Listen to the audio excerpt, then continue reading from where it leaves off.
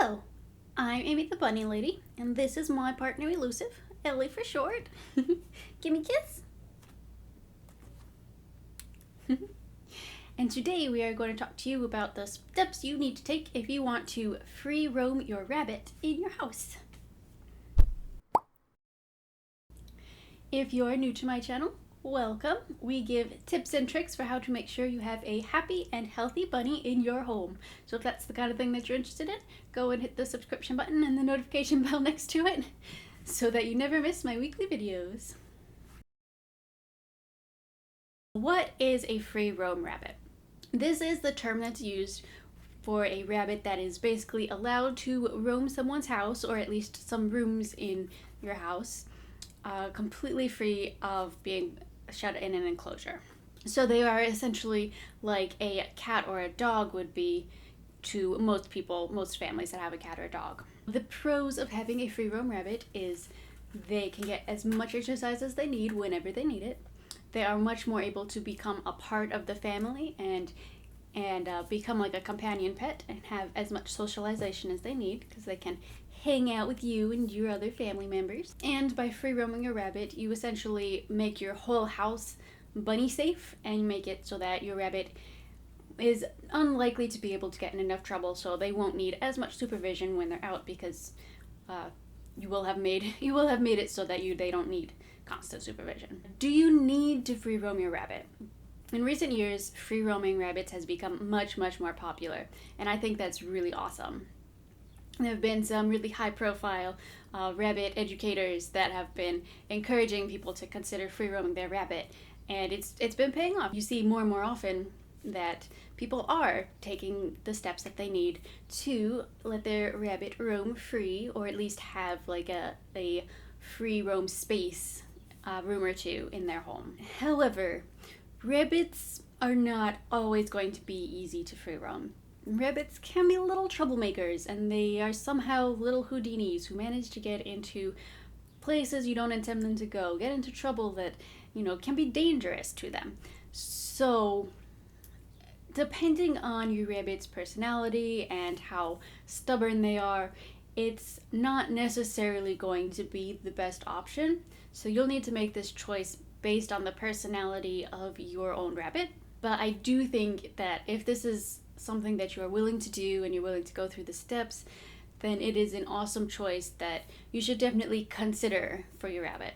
If you can't free roam your rabbit, then it is doubly important to make sure that their enclosure is a nice and comfortable space that's big and gives them a place to hop around and be active even during the day and when you can't supervise them. So I have a video all about rabbit enclosures so that you can go and make sure that what you have, the setup you have for your rabbit, is still like conducive to making a happy and healthy bunny.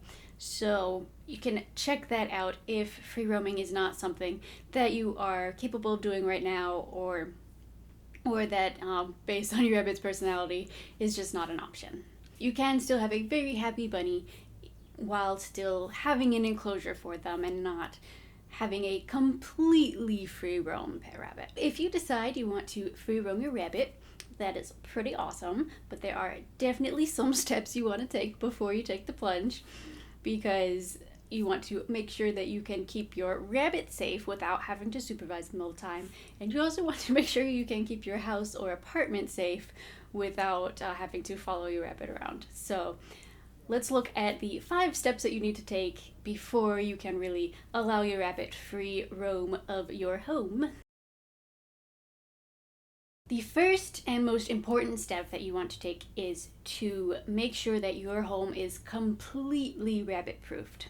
So this means going through and finding anything that your rabbit might dig into or chew on that's not going to be safe for them or that's going to be destructive to your home, and finding ways to either get it out of your rabbit's reach or cover it up so that your rabbit can't do any damage.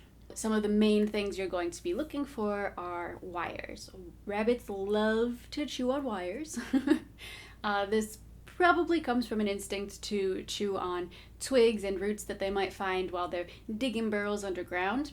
But since, they don't have those, they see something that's similar to that's a wire, and they just clip it with their teeth, and This is bad because, now whatever you were charging with that wire or whatever was using that electricity is now unusable.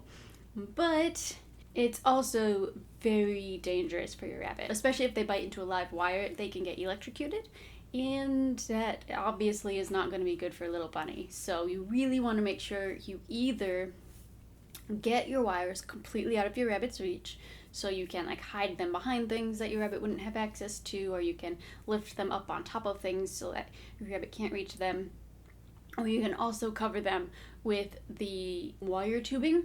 Rabbits are less likely to try to chew on thicker wires, so using a thicker tubing makes it less likely that your rabbit will go after it, and it will make it so that if you do notice your rabbit is going after it, they won't get to the wire, and you can notice and replace it ASAP. You are also going to want to look out for carpets. Rabbits will dig into them and destroy them or chew on them, and it can be a very destructive behavior, and is not great for rabbits to ingest pieces of carpet. This is a lot more common in female rabbits because in the wild they would be the ones to dig tunnels and nests for their babies. It might not be a problem with all rabbits, but many rabbits do actually like to dig into carpet. So you may need to cover up areas of carpet, especially corners of rooms and around doorways tend to be big places where rabbits will try to dig into carpets.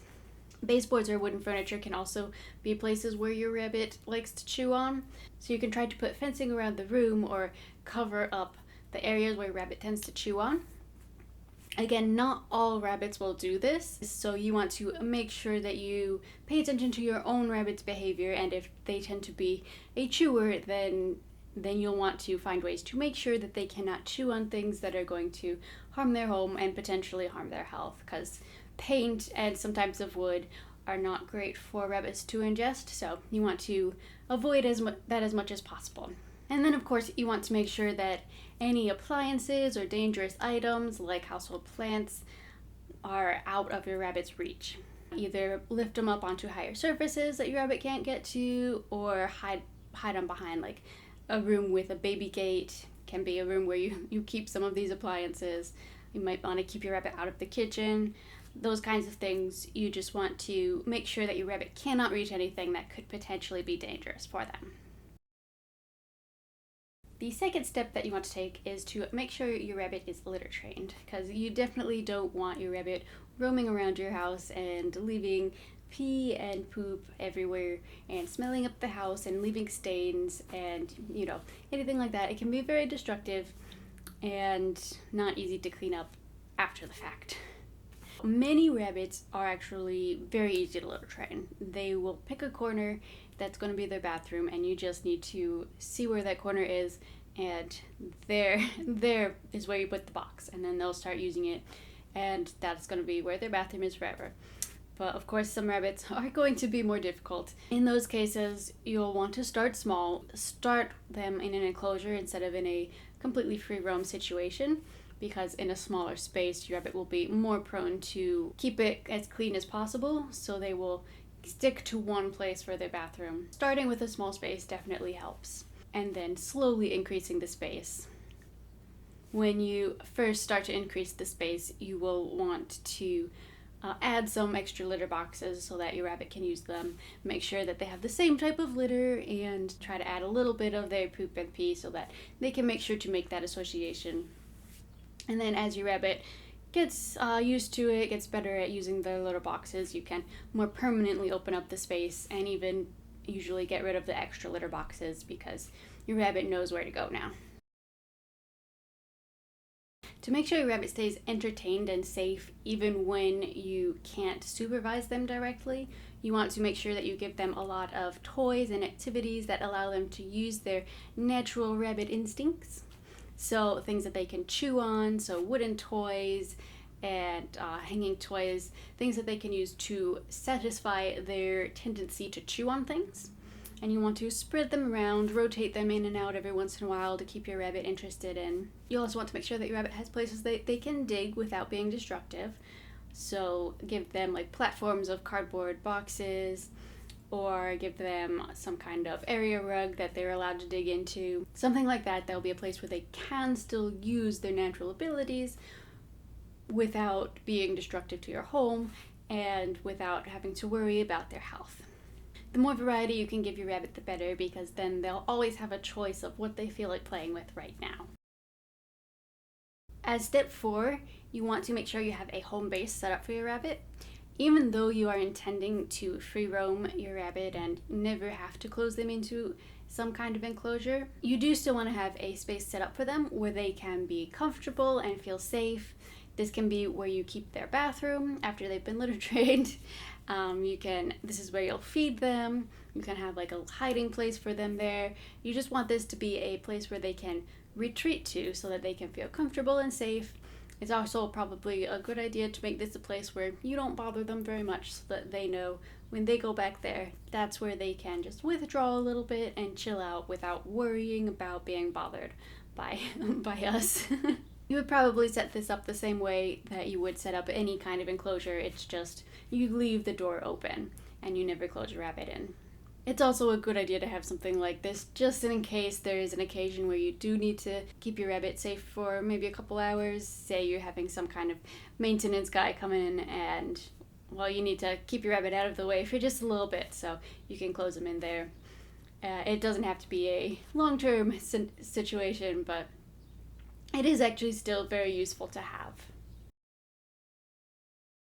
And then the last step that you want to take is to make sure that you give your rabbit time to adjust. You don't want to bring a new rabbit home and then all of a sudden give them access to your entire house.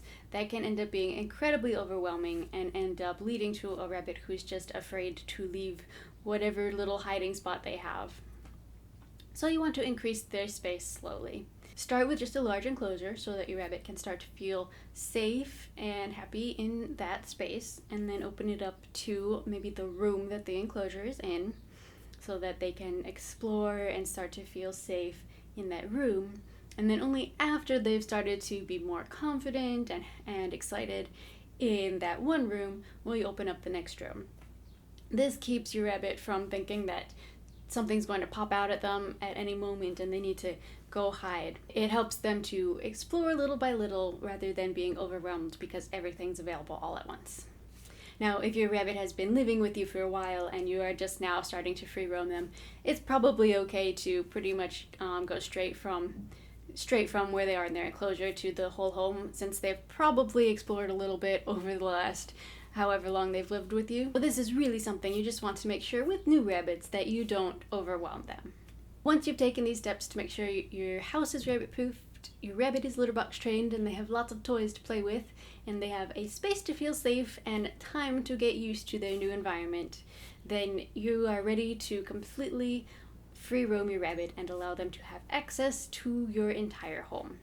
You will have a companion rabbit living with you, and they get to spend their days hopping around whenever they want, wherever they want, and being a happy bunny with you. So if you find these videos useful, go ahead and hit that subscription button and the thumbs up, because that really does help out. So thank you so much for watching, and I do hope to see you next time.